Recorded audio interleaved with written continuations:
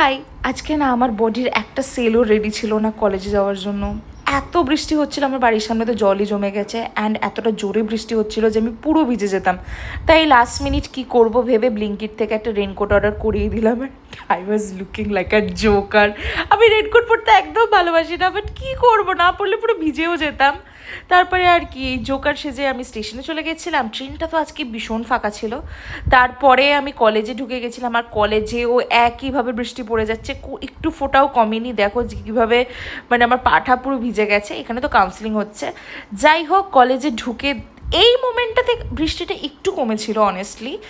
ও হচ্ছে সিঞ্চিতা, আমার ফ্রেন্ড, তাই তোমাদের সাথে ব্লগে ইন্ট্রোডিউস করে দিলাম। আমি দেখেছি একজন আমাকে কমেন্ট করেছিল যে তোমার কি কোনো ফ্রেন্ড নেই কলেজে? অবভিয়াসলি আছে, বাট আমি ব্লগে খুব একটা দেখাই না, বিকজ এখন এক্সাম চলছে বলে।